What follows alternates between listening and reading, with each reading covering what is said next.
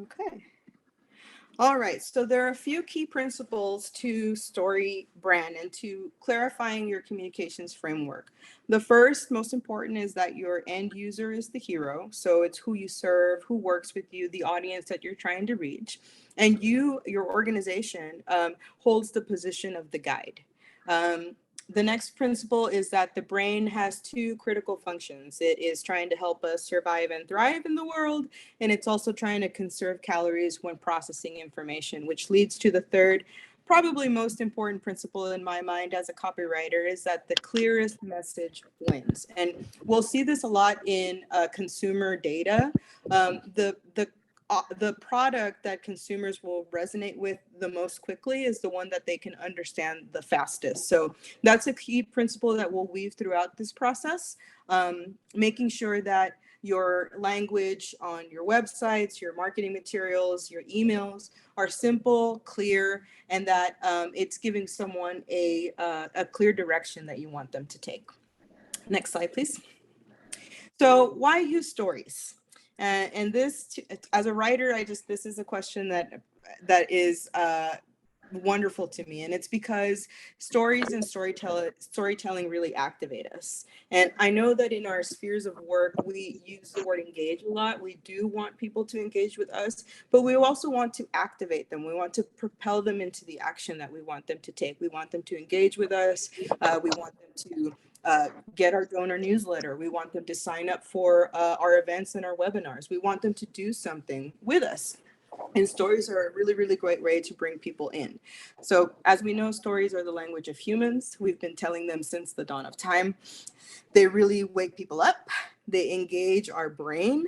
And they honestly show us the best practices we could use on how to captivate human beings. If you've ever been to the movies and you've sat and you've watched a really amazing movie, you'll notice that your attention is caught throughout the whole thing. And it's because you're involved, you're in the story, it resonates with you. Next slide. So the framework, this is just a quick example of a visual representation of what the framework is. Your framework will have 7 parts. Your first is always with the character. Your character is almost always dealing with a problem. They meet you, their guide. You give them a simple plan that they can follow. There is a call to action in that plan, and we'll get to that in a little bit in the framework, in the workshop, because you still have to tell people what to do. Even though you have an awesome message, you have an amazing mission, you always have to propel your people into action. And there's a little bit of stakes involved. There's they have the opportunity to fail or for their problem not to be resolved, or they have the opportunity to have success if they work with you. So we'll talk about a little bit how we can leverage something like stakes, create some drama in our story to really show the benefits of working with your organization. Next slide. So I want you to think about, as we start our workshop, who your audience is. Who are they?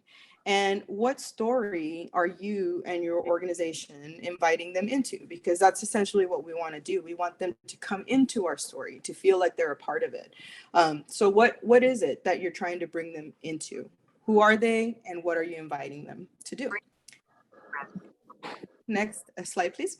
So as we're building communication frameworks, we're looking at it through the eyes of nonprofits. There's 2 ways that we can build a communication framework as a nonprofit using StoryBrand. One is to be mission-based, where it is the character is who you serve, and the CTA kind of turns to the donor.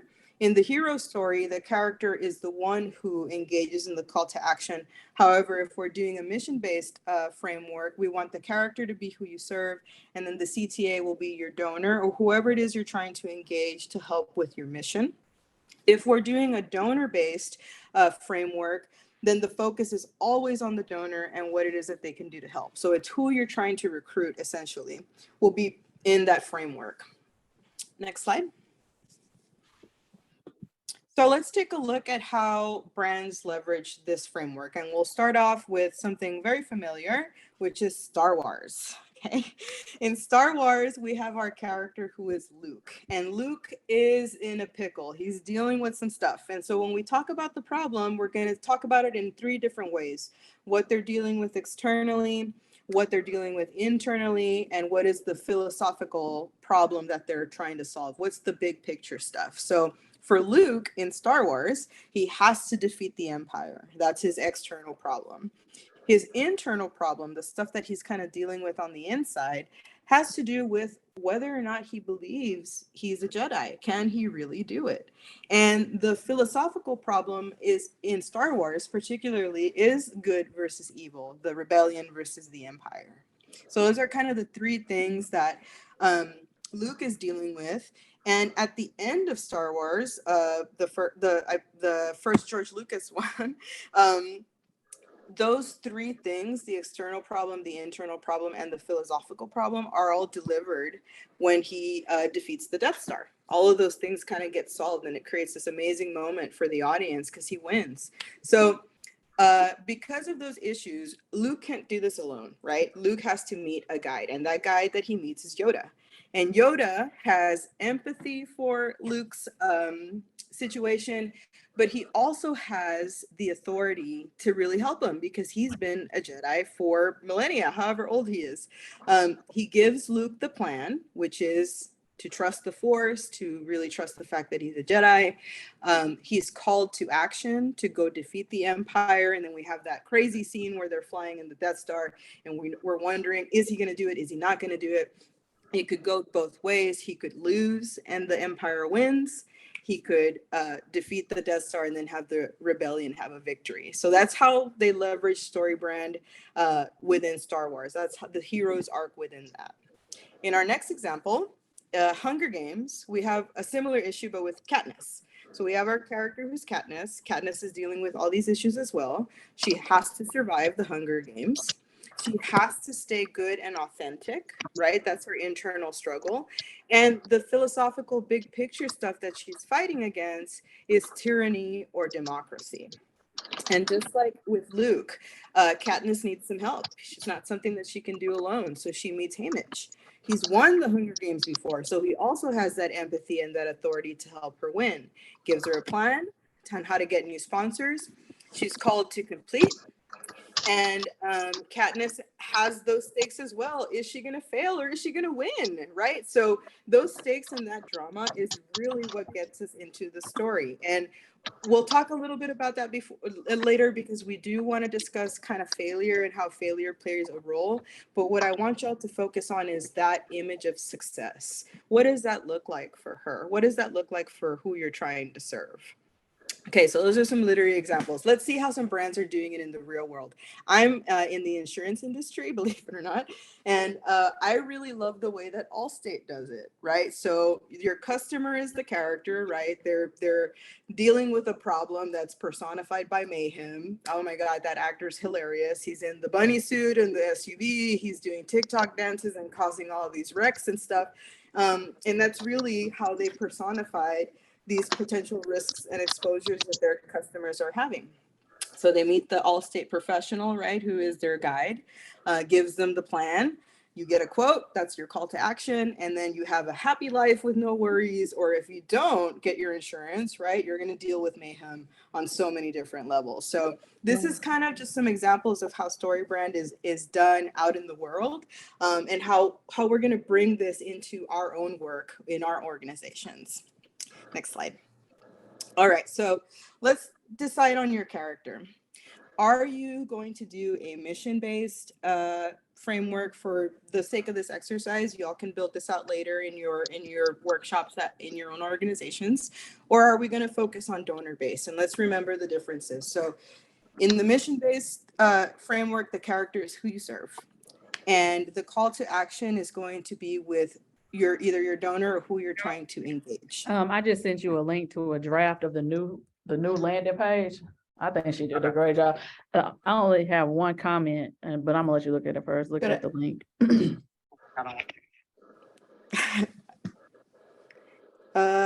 Okay. If y'all could mute your microphones, that would be awesome. And I hope you do get that amazing landing page on time. Donor-based. Do we want our mission, our marketing framework to be donor-based, in which case we'll always have that focus on the donor and what it is that they can do to help. All right, next slide.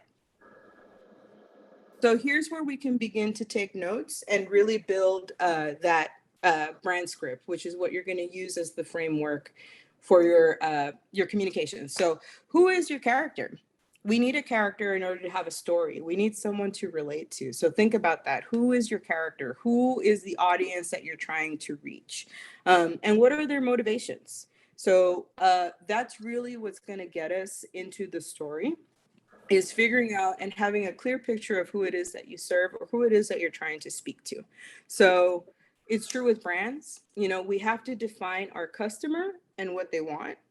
And that's really going to start getting people to pay attention. So in your own work or in your own notes, identify who you believe, for the sake of your brand script in this workshop, who is your character? Whose story are we telling? Okay. And let's go a little bit deeper. What does your customer want? What does your character want as it relates to what you do? So looking at, the organizations that y'all are from, we're helping girls of color. What is it that they're looking for? What is it that they want? What's motivating them to either get assistance, service, to reach out to your organization, to get involved? What is it that they want? So let's brainstorm a little bit of what that is. Think about it. What are your customers looking for? What are they coming to you for? What is your organization going to help them do? And then after you have a couple of them jotted down, pick the strongest one that you believe, the one that is either the clearest or the one that you feel motivates people the most. And then that's what's going to go into the initial part of your brand script. So we have an idea of what they want, and now we're going to go with the strongest that we feel, and put that into the first part of our framework. Okay. Next is their problem. And this is literally what we're helping them solve. So let's look at those three aspects of the problem. There is, in the next slide, the external problem. And this is what they're dealing with every day. So what is your character dealing with every day? Are they dealing with social injustice? Are they dealing with racism? Are they dealing with lack of resources, lack of opportunities? What is it that they're dealing with on a daily basis? What is the external thing, the thing that they're physically wrestling with? And then same thing, brainstorm a few of those. If you have a diverse audience or a diverse group of people that you serve, they all have different wants and needs. You can create so much marketing materials based off those, just off profiles. But think about it. What is it that they're going through? What are you helping them kind of to solve? What does their day-to-day look like? And then same structure, pick the one that you feel is the strongest, drop it into your brand script. And what we're really doing here is we're giving your character depth. We're giving your audience a deeper understanding of who they're trying to help or who you're trying to help. And we're also beginning to really humanize who they are to other people. We know we're in our mission, right? We understand these folks. This communication exercise is to get buy-in from people who are not as closely tied, right? So what is their external problem? What are they dealing with? And what do you feel is the strongest to move forward with your brand script? Okay, what is their internal problem? Like, how is this making them feel? And we talk about feelings here because feelings is what helps humans build empathy for one another. So what is it that they're feeling? You know, in Luke's case, it was a lack of self-confidence. He had no idea if he could be a Jedi. He truly doubted himself. So what are these problems? How are they making your character feel? You know, Katniss felt like she needed to keep her integrity. All-state customers don't want to deal with mayhem on a daily basis, you know. So what is it that they're feeling? Why are things making them feel this way? Really get into that empathetic, kind of embody what that problem is and how it makes them feel. And again, if you have a variety of people that you serve, or if you're, if you're trying to hone in on one persona that you could then use for other works, this is a great exercise to really begin to think that, especially with donors. you know, one of the biggest things is to really get in the feels, right? Get in the emotions of people that can really build that empathy. And then also give them the opportunity to say, hey, I want to help, you know? So let's pick a few of the strongest, write them down, pick the strongest, and then we'll drop it into the brand script. And we're almost done developing your character for the sake of this exercise. So let's move to the next slide. What's the philosophical problem?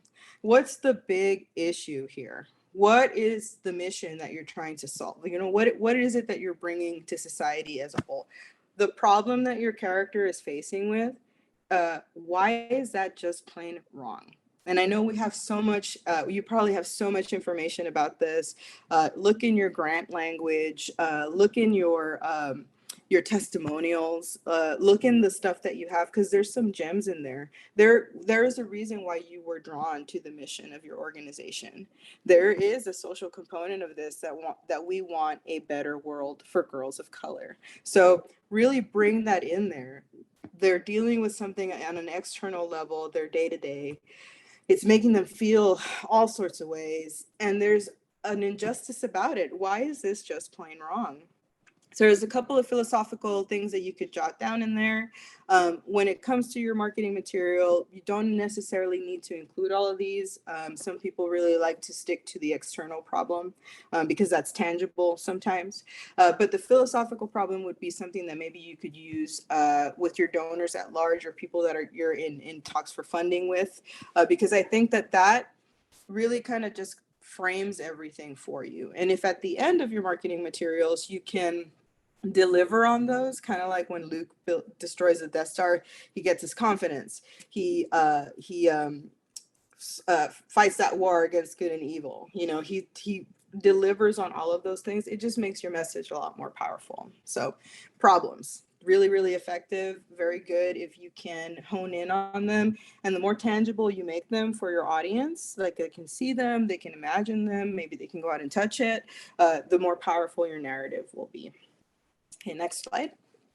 So the guide, and here is where we start talking about all the wonderful things that you do. And it's an opportunity for you to really describe who your audience, who you are as an organization to your audience. So there's a couple of things that we need with the guide. Next slide. We need to express empathy. That's extremely important. We need to be empathetic. We need to have our end user feel like we really truly understand what it is that we're going through. And as nonprofits, we usually do. We have a really good idea of what our clients are facing and what we want to do to help fix them. So if you have any sort of empathetic statements, something like, we know it's wrong, that, you know, girls of color are looked over for, you know, successful positions in the workforce. We know that it's wrong. We've been there. I've been a woman of color who's been passed over for promotions based on ridiculous things. So any way that you can express that empathy that you have that speaks to your customers' frustration, your character's frustration, that really positions you as someone who's compassionate, as an organization that is generous, empathetic, because you truly, truly feel like you understand. You do understand who it is that you're serving. So, like I said, dig into some of your grant materials or your language, and please bring that out there. You really want to humanize who you are as an organization, and people really respond to feelings like that. If you've ever had a discussion with your friend, one of the most comforting things is that they're empathetic towards you. They can tell you, yeah, I know how that feels. That sucks. Or, you know, that's really great, whatever it is that you're going through. So, expressing empathy is going to humanize your organization, and it's going to invite people in. So again, brainstorm of a few of those and then choose the strongest and move on there. The thing with the guide is we can't have a totally empathetic guide. Your guide also has to know what they're doing. So expressing your authority, empathy, and authority are the two things that are really going to position you as a strong guide for your character. And I love this part of the communications framework because it allows organizations to go back into their initiatives and efforts and see all the wonderful things that they've done. So really put it out there. No humble bragging here. Brag. What statistics do you have about the amount of girls of color that you're helping? Have you won any awards for it? Are there any accomplishments? Do you have testimonials that you could use that are basically other people sharing their story about how you help them? Bring in that demonstrative authority in there and really showcase what it is that you can do about the particular issue that you're trying to solve, and show the world that they both really help each other. It's the yin to the yang. So you have your empathy. Oh my gosh, I really know how that feels. I've been in that position before. It's not great.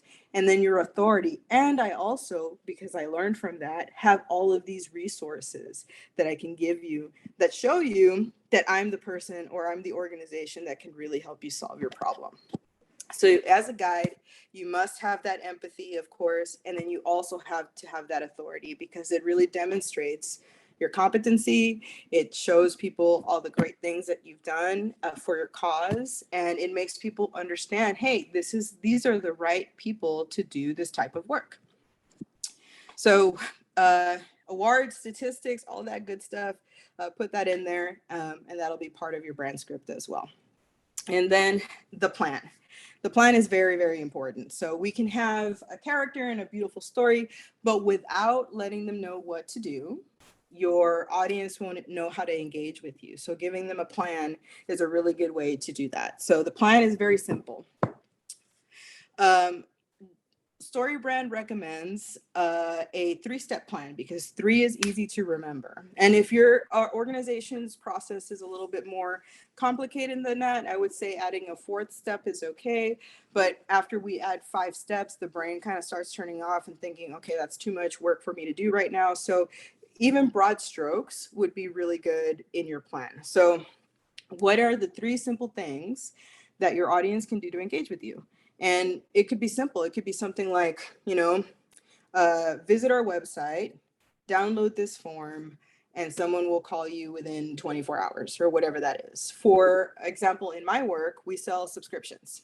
And we say the 3 steps to getting your subscription are: 1, you purchase your subscription. 2, you select all the courses that you want to take in your subscription. And then 3, you start learning. And those are the 3 basic steps of working with us in terms of our subscription product. So it's just real broad strokes of what it is that you can do. Those 3-step plans that you need them to complete in order to work with you. And it could be, like I said, sign up for our newsletter, respond to our email, come into the office, whatever that is for you. 3-step plan really helps clarify what it is people have to do to engage with you. And it's a really great way to display it on your website as well. So we have like a little icon that says, it shows someone picking their subscription, and then it shows someone dumping all their courses into their little shopping cart. And then at the end, there's a picture of them in front of their computer learning. So it's a great way to just kind of visualize how easy it is to engage with you. So a 3-step plan is really great. So whatever those 3 steps are, fill out the intake form, wait for the counselor to call you, and then show up for your appointment. Whatever that's going to be, this is where you would put it in the plan. Now, we have our plan, we have our character, we have our guide, but nothing's going to happen unless we call them to action. And so this is where we can really begin to develop your website or your marketing materials with what that CTA, call to action, is. And so there's several types of calls to action we'll look at too. There's direct CTAs, which could be donate now, join now, whatever that is for them to do immediately. And then there's indirect CTAs. And I really love indirect CTAs for many reasons, but mainly because it helps you develop your reputation and awareness because you're putting content out there. It also helps you build reciprocity. So you begin to look like a very generous, giving organization, and it helps you stake your claim, right? So you, as a guide who is empathetic and has the authority and the experience to help, can stake your claim and say, this is the reason why we're the best at this, or this is the reason why we can help with this particular issue and you should work with us. Your indirect CTAs will help you do that. They're usually free and they are of great value. So I would really consider, when you're thinking about that, do you have anything that you could give away? Are there downloads that you could give away of resources, infographics? Is there some instructional guides or just guides for working with you in general that you could give away, programmatic details, that kind of stuff? Can you guys host webinars? Can you all host webinars that are free, that are on different topics, either of the services that you provide or just about you as an organization in general? Are there any demonstrations or events that you want to do out in the city? And one of my favorites is a newsletter.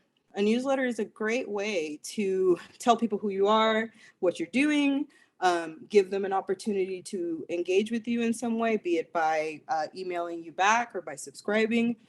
So there are a bunch of different ways that y'all can do it. I would just recommend getting together with your teams, getting a little bit creative, and then looking at what you have so that you can begin to build that stuff as well. Okay, so we got the CTA. Let's think about what your direct call to action is. So what is it that you want them to do? Do you want them to, and let's get real simple about this. Do you want them to download a form? Or do you want them to set up a consultation with you? Do you want them to attend your event? Something like that. Something very simple. It's one thing that you want them to do. And let's figure out what that is to put that in your brand script. I say stick to one call to action per marketing asset. So for instance, on your website, if what you want on the website is for them to sign up to your newsletter, have that be the prominent CTA, the button that says sign up. If you are having an event, your direct call to action would be RSVP, right? If you are having a webinar, your webinar CTA would be to register for the webinar. So think about what it is that you're trying to do with them. Every call to action should be part of that marketing material that you're creating. So what is that one thing that you want them to do? And it's important, it's critical to stick to one thing, because if you go on a website and you see all these buttons that are like sign up for this newsletter and we have an event coming up and we want you to donate here. If you have all of that competing information on your website or on your marketing materials, people are going to get overwhelmed, and instead of picking one, they're just going to pick none. So make that button very prominent, what it is that you want them to do. Read now, sign up now, register, that one CTA per the marketing material that you're trying to do. Okay.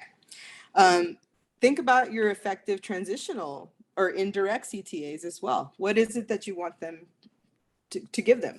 And these serve several purposes, like we mentioned. They slowly on-ramp people. So if you have brand new people who know nothing about your organization, this is a real great way to start building that relationship with them and getting them to know who you are. They give you nothing but opportunities to position yourself as the guide. So your empathy, your authority, how you're the right person to work with them, how you're the right organization for this particular mission or issue. They help you create that reciprocity, and that's really just fortifying that relationship that you have with your consumers or your consumers to be. And then always to stake your claim. How are you an expert in this field because of this? How are you the right person for the job because of this? And this can be a real great way to start building either an email list for you to respond to. It could be a really great way to put your brand awareness out there in the community. It's a great way to just get people visiting your website and ramping up that SEO. So I would say as much as the direct CTA is important, these transitional ones are equally, if not more important in my mind. Cristina, All right. I want to Yes. pause you for a second. Sure. Looks like we have about 11 minutes left. Mhm. And I'm not sure if if we want to just give chance for questions, or if you all want to just add the questions to the chat, and we can always follow up with the answers later if we don't get time for that. Sure.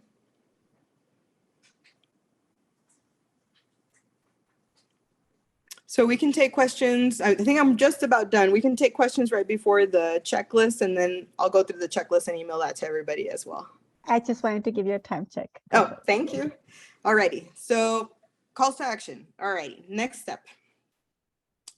This is the part where it can get a little bit tricky sometimes. So I want to just make sure that we have a good understanding of how to develop the stakes. So stakes are going to develop a little bit of drama. It's going to show what it is to be lost and what can be won. Okay. So one of the things I want to say about the stakes, though, we do have to discuss failure a little bit because that's going to really push our donor to commit to that CTA, but we cannot be heavy-handed with it. So it's kind of like cooking with salt, right? Salt, you use a little bit, you use too much, you ruin the whole thing. So there's a couple of good things about failure. They're motivating, right? Failure is also really motivating for people who are loss averse, but if we use too much of it, we disengage our audience. And I don't have to tell you guys how much suffering there is in the world. We really don't need to be heavy-handed with that. What I would love for y'all to be heavy-handed with is, what is that image and picture of success? So at the end of your brand script, you really want to project a vision for what project a vision that you want your people to move forward to. So what does that look like if they did work with you, if you did succeed with your mission, if you did help everybody that you serve, what world would that look like? Go 6 to 8 points on that and really help them visualize how their lives will be and what they will feel like, and be detailed. So if you have photography, if you have videos, if you have anything like that that shows what success is for your consumer, for your end user, that's really, really great. It has to be counterbalanced a little bit with the failure. So if you don't work with us, many girls will continue to lose opportunities, and that's just wrong. But if you do, we can continue to help 1,000, 100 million girls every year, et cetera. Whatever that success is going to look like for you is really going to motivate the user to go there. All right. And then finally, well, we talked about negative consequences. Let's keep it not so heavy-handed. 1 or 2 points is enough. And then really in your success, in the next slide, what are the good things that will happen if your customers engage with your organization? And here's where you can get really, really detailed and let people know, what is that utopian kind of picture? What is that goal? What is the aspiration of your organization? What is it that you're trying to achieve in society and in the world? And really paint that for them. And that, I think, is very motivating. Okay, so real quick, we'll just go through this, how you can apply story branding to your marketing materials. And then if we have time, we'll get through the checklist. If not, I'll email that to you guys. But let's take an example of on your website. So your website has several different components. It's got a header. And in that header, you want to give people the information of who you are, what you do, and how they can engage with you. And I know that sounds like a lot, but think about your image on your header, your logo, so people know who you are, and then a sign up button. That's enough. You can have who you are, what you do, and how they can engage with you all in that one spot. You do want to bring in the stakes. So use your problem statement and the stakes statements in your brand script to describe the problem and why that's wrong. Your value proposition is basically how you solve that problem. You give your people information about who you are as a guide. Your empathy and your authority goes in there. Your 3-step plan is there. And then you have something called an explanatory paragraph that tells people more about who your organization is, what your mission statement is, anything that you want to put in there about your information that can help to reinforce your SEO will go in that paragraph. If you have video images, put them in there. Video is extremely compelling. It's it's the most consumed type of content right now. So videos, images go in your website, and then always a way for people to get a hold of you. And we call that a lead generator. So do you want them to sign up for a newsletter? Do you want to give them a download? Is there a webinar that's coming up? It's always great to give your user the next step that you want them to do to keep them engaged. All right, the last thing I have for you guys is a checklist. So in the website checklist, this is just a few things that you could do today to help kind of clarify what's on your website. Make sure there's a clear CTA above the fold. Make sure that one idea is being communicated, that you have transitional CTAs, that they're also tied to a follow-up, that you want people to be interested in your organization. You also want to get back to them so you don't lose them. And can every word, button, and image on your website fit into one of the story branded frameworks? If not, can you edit them? Next slide. Is there imagery? Is there too much information? Have you started a blog, or were you thinking about starting a blog? Super important is to catch emails if you got them, if you get them. And is your company tagline or your organizational tagline featured consistently on your website? That would be either in the footer or in the header of your website to constantly have your logo on there for brand recognition. Next is for emails. So for your email checklist, this is pretty easy stuff that you can do to declutter and optimize your emails. Next slide. Are you capturing email addresses? We've already talked about this already. You want to build that that list of people so that you can contact them in the future. Are you emailing those that have asked to be part of your newsletter? Free valuable content that links back to your website. Are you getting a hold of them when it's special milestones, days of giving? And are your email blasts short? Are they clear, and are they compelling? I think that's it. So that's just a quick run through of what the marketing framework can be like for y'all. It's very malleable. You can use it and develop it to kind of meet your own needs. If you have any questions, there's my email. I'm also on LinkedIn. And if we have a little bit of time, I would love to take any questions that y'all may have. Griselda, that was phenomenal. We discussed this rich, deep, valuable insights that she had and how it was going to be framed into this space.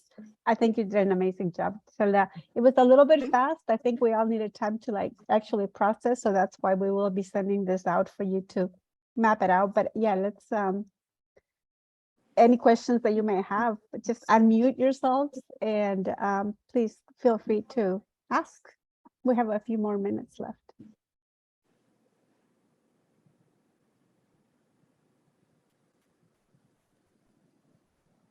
I don't have a question. I just wanted to say, I think this was excellent. I love the breakdown. I love the examples. I think it was excellent. And thank you so much for this offering. Oh, of course, Anika, thank you. Oh, and you said my name right. Okay.